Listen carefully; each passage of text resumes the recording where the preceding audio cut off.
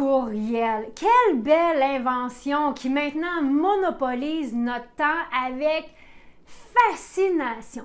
Donc, cette semaine, je vous partage ma stratégie pour arriver à avoir une boîte courriel vide qu'on vit avec 0 courriel. Mon nom est Sarah Gébert, stratège d'affaires et coach en mindset. Et j'accompagne les professionnels entrepreneurs, les leaders, pour atteindre pas juste un autre niveau de succès, mais vraiment un autre niveau d'accomplissement. Donc, si ça, c'est vous, assurez-vous de vous abonner à la chaîne et cliquez sur la petite cloche pour être avisé à chaque fois qu'on publie une nouvelle capsule. Les courriels, tellement une belle invention, mais aujourd'hui, là, c'est ce qui tue notre productivité, c'est ce qui tue notre efficacité. Combien de fois qu'on est allé dans notre boîte courriel puis on en est ressorti 3 heures plus tard? Combien de fois qu'on a vraiment géré plein de courriels puis à la fin de la journée, on a fait « Ouais, mais attends une minute, moi, il me semble que j'ai rien accompli. » La boîte courriel, c'est les priorités des autres personnes. Donc, on veut le gérer avec intention. Donc, voici les étapes pour arriver à avoir une boîte courriel où, qu'est-ce qui rentre dans ma boîte courriel? C'est des courriels de mes clients potentiels, centres d'influence et des urgences. That's it, that's all. Donc, comment est-ce qu'on y arrive? Première étape, tout ce qui est blog, infolettre, recherche, tout ça devrait s'en aller dans une boîte externe. Donc, vous les envoyez dans un Gmail, Hotmail, Yahoo, si ça vous tente, lâchez vos lousses. Peu importe, mais enlevez ça. Maintenant, s'il y a des endroits où vous ne pouvez pas mettre une adresse Gmail, mais faites-les aller dans un dossier, qui nous amène à notre deuxième étape. Deuxième étape est de créer des dossiers. Donc, quels sont les dossiers qu'on va aller créer? Premièrement, le dossier qu'on va aller créer, c'est de la lecture. On a tout le temps plein d'affaires qu'on va aller lire. Donc, si vous ne pouvez pas mettre une adresse Gmail, Hotmail sur quelque chose, faites-le aller directement. Donc, on va aller créer des règles dans Outlook ou le système de courriel que vous utilisez, des règles que le courriel, il va automatiquement dans ce dossier-là. Donc, ça, c'est à lire. Les dossiers qu'on veut aller faire doivent être alignés avec les blocs de temps de notre semaine idéale. C'est quoi la semaine idéale? Bien, je vous mets en lien la capsule que j'ai faite dans le passé pour expliquer pourquoi une semaine idéale et comment on fait la semaine idéale. Donc, nos folders, nos dossiers doivent être en lien avec notre semaine idéale. Donc, je vais avoir un dossier peut-être qui est chose à lire. Un autre dossier que vous allez peut-être avoir, c'est les courriels sur lesquels je suis mis en CC. Maintenant, quand votre équipe envoie des courriels à vos clients, 2 options. Soit que vous leur demandez d'être en CC ou en BCC, un ou l'autre. Donc, c'est juste pour vous tenir au courant, ça vous rassure, c'est important pour vous, sans souci. Faites juste demander à l'équipe que vous mettez en CC et en BCC et ajoutez une règle que les courriels dans lesquels vous êtes en CC ou en BCC, ils vont aller dans ce dossier-là tout simplement.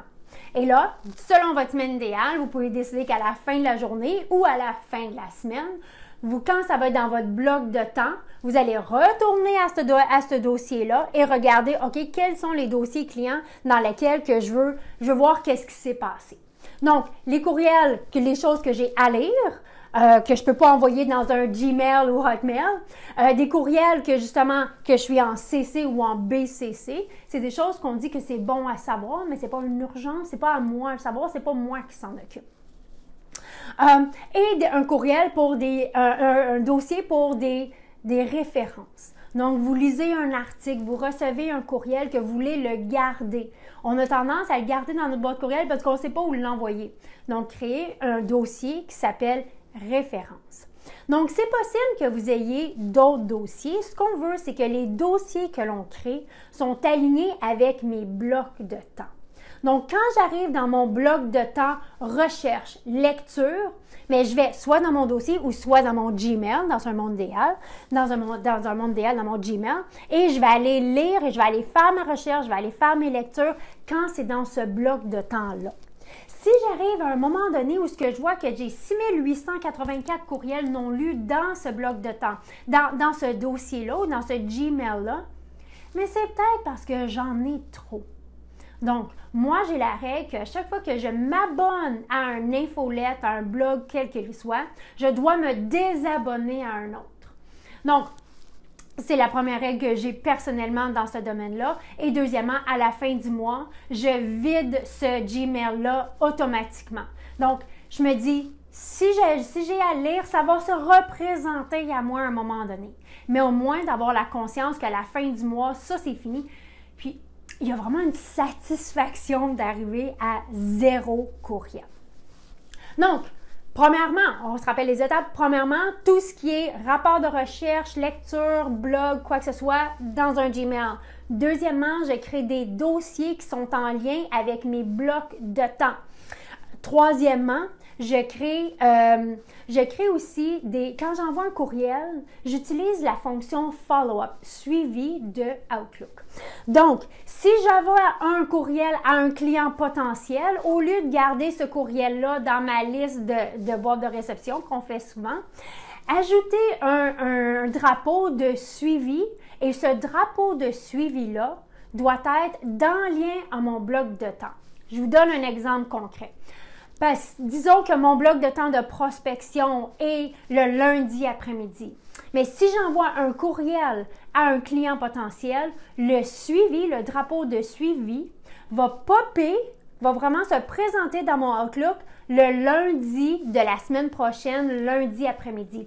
Pas n'importe quand, dans ce bloc de temps-là. Donc, chaque courriel que j'envoie devrait être attaché avec un suivi dans ce moment-là. Donc, ça peut être un suivi sur de l'administration que j'ai à faire. Ça peut être un suivi justement pour de la prospection. Ça peut être un suivi avec un client. Donc, ces suivis-là vont revenir quand je vais être dans le bloc de temps qui est attitré à ce type de tâche-là. Donc, comme je dis, ça peut être prospection, ça peut être suivi avec des clients, ça peut être de l'administration, peu importe. Donc, chaque courriel que j'envoie va me revenir pour que je puisse faire justement mes suivis là-dessus et je ne le garde pas sur un bout de papier en quelque part ou pire, dans ma boîte courriel. Donc, voici les étapes que je voulais vous partager aujourd'hui pour arriver justement à 0 courriel. La boîte de réception, c'est les priorités de tout le monde. Donc, on a l'habitude de ne pas commencer nos journées avec notre boîte de réception. Moi, ce que je vous propose, c'est que soyez intentionnels, prenez le contrôle là-dessus. Notre boîte de réception, c'est la deuxième place où je vais aller. En premier, je vais aller voir dans mon planificateur, dans ma liste de choses que j'ai programmées pour cette semaine à faire. Et après ça, je vais aller dans les priorités des autres. Mais déjà là, je vais arriver avec une boîte courriel qui a des courriels de mes clients, clients potentiels, centres d'influence et des urgences. C'est tout.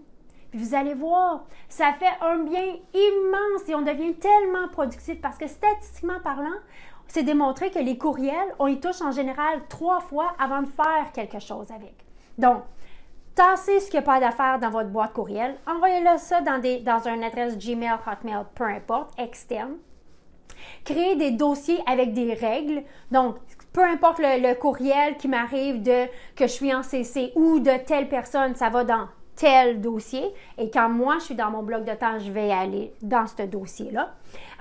Et à utiliser la fonction de suivi, de drapeau de suivi de Outlook pour que, justement, être capable de faire vos suivis dans le bon bloc de temps pour avoir une optimisation de votre temps exponentielle.